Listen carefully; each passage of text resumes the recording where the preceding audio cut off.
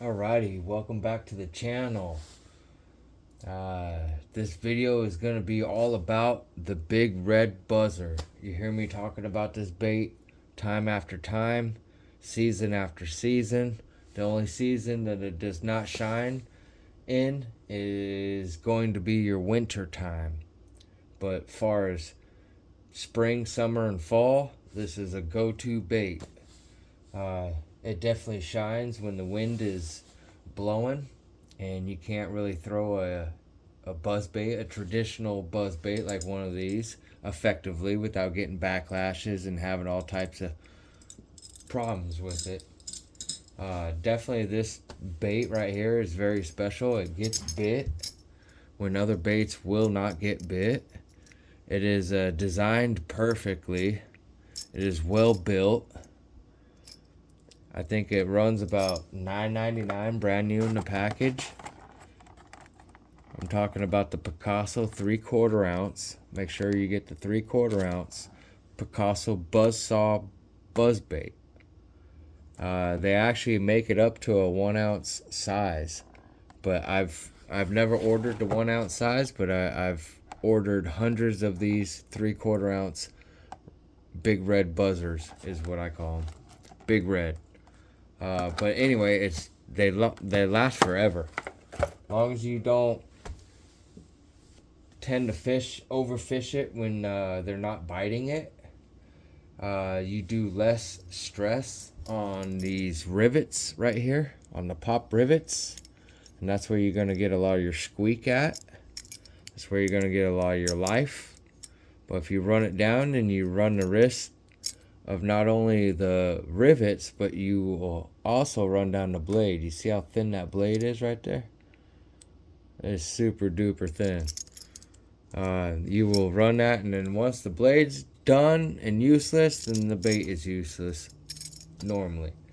But that will take quite a bit of chucking and winding for you to wear the blade down. Before you at least wear the rivet down. Now, when you wear the rivet down, you can easily replace the rivet with another pop rivet, as you see right here. But I will show you that here a little bit later in the video.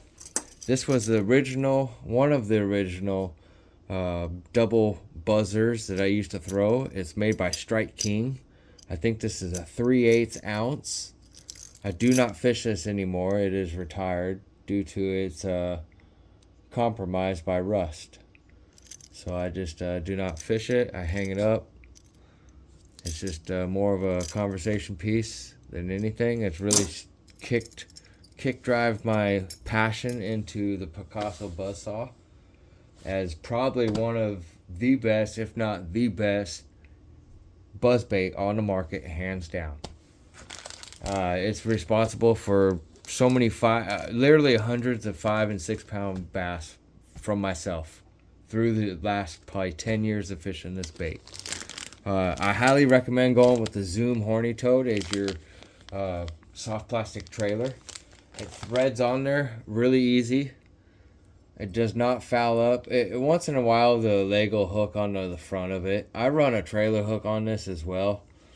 I thin out the skirt just around the blade so it doesn't try to reach up and foul it up. I like to keep it pretty much just keep it moving. I don't like to spend a lot of times doing stuff. Sometimes I rig up 2 of these if I know I'm gonna get bit on them. Because if one fouls up or something happens to it where the soft plastic is fouled up, I don't have to go and spend 5 minutes, 3 to 5 minutes on, digging out a soft plastic trailer and rigging another one up. It does happen, but most of the time when I'm chucking and winding and I know they're going to be biting a big buzzer, I will have 2 of them on deck and ready to go. Over the years, I have really found out and figured out that a 7'6" heavy action flipping rod will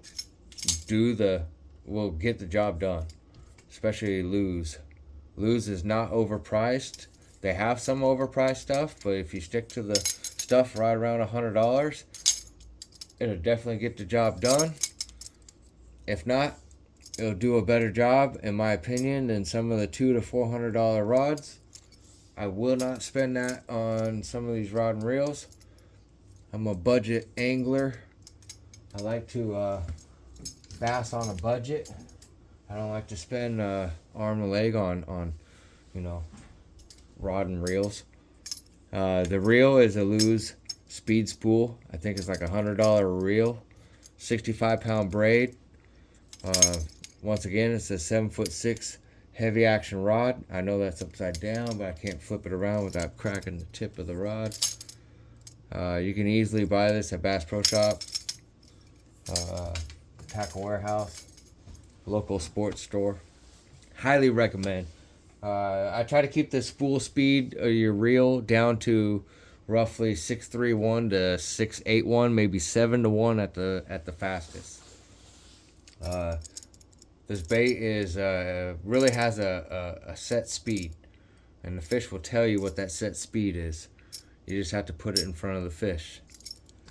You have to fully commit to this bait. I will tell you that. You can't throw this bait for 5 minutes and expect to get smashed on it. I will throw this bait, and I will give an average bait a test run of at least an hour to 2 hours. If I cannot get a bite in an hour to 2 hours, I'm either in the wrong area or they're not biting the bait. So that's just a couple things. I know it's really simple and easy, cut dry.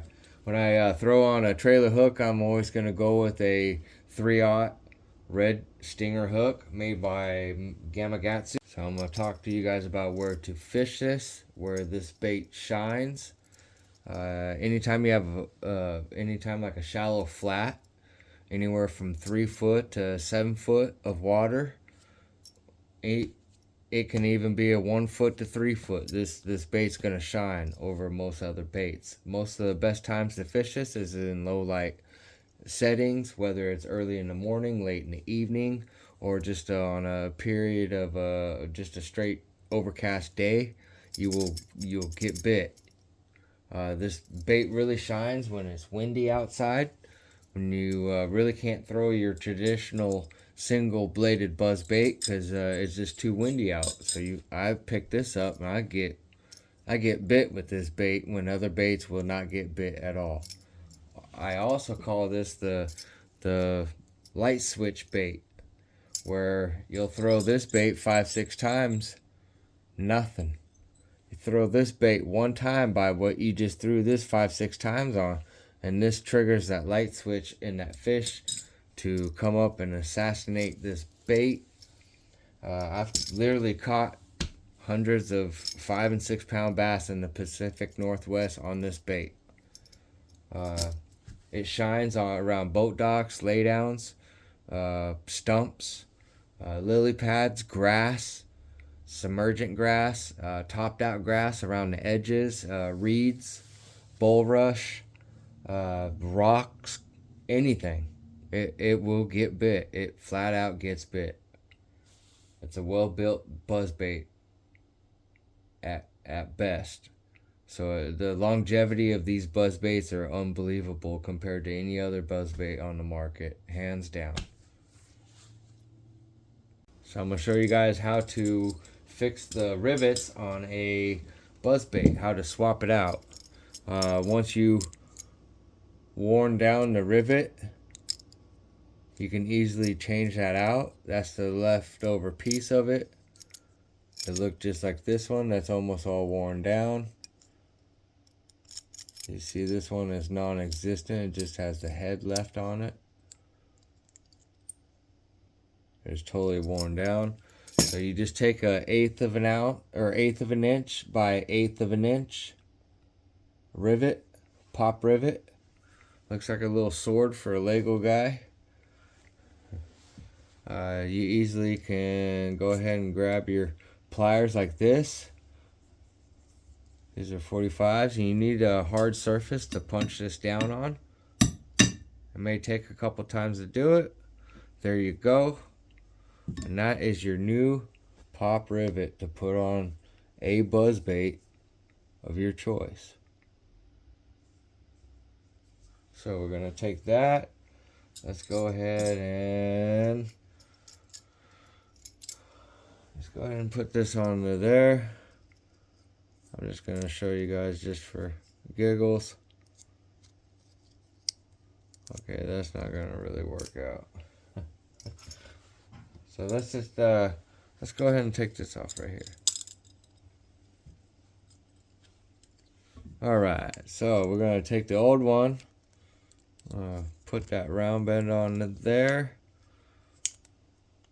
We're going to open that up. Just be careful. Do not hook yourself. The hook on these buzz baits, either single blade or double blade, they're very sharp. Do beware. But you can easily just yank that right off of there. That's the old rivet. When you buy your rivets, you're going to want to buy steel rivets. So then you can just easily thread that on there like that. Hold your finger on it. I just got hooked by that hooker. So beware. Now take this and bend that down. Just go easy. You can always do it more. Almost there. Now, this is the most important part of it. This comes factory with the big red buzzer. You're going to take this rivet and you're going to pinch that so it doesn't move anymore. Pinch it. Pinch the fire out of that thing so it doesn't move. Smash around. See, that's moving. Why? We didn't smash it good enough. Let's smash that.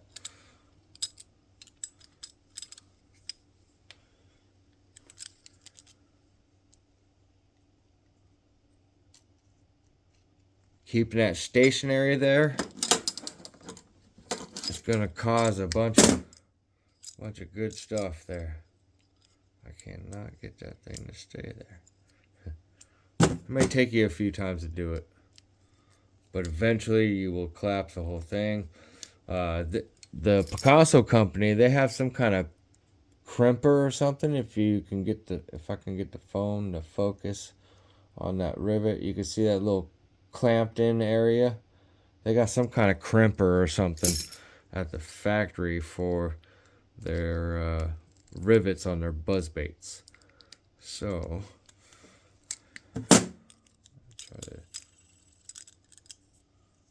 okay, that's not moving. See that? It's not moving. Oh, I just popped it free. I can easily take that and pinch the you know what out of it. One more time. There we go. Yeah, see? That's how you're gonna change out your rivet on your buzz baits. You can do it on the big red. You can do it on your single bladed buzz baits. You can dig out all your old buzz baits to see what kind of condition the blades are, as well as the little pop rivet. Anyway, thank you for watching. That is definitely going to end the video for today. Don't forget, if you can't get the horny toads, any kind of running style toad will be sufficient. Either or, if you have to use a swim bait, you can easily put a swim bait body on there. Other than that, I appreciate you guys watching this. Hit the like button. Hit the subscribe button if you're not subscribed yet. Anyways, ladies and gentlemen, thank you for watching. Swimbait79 out.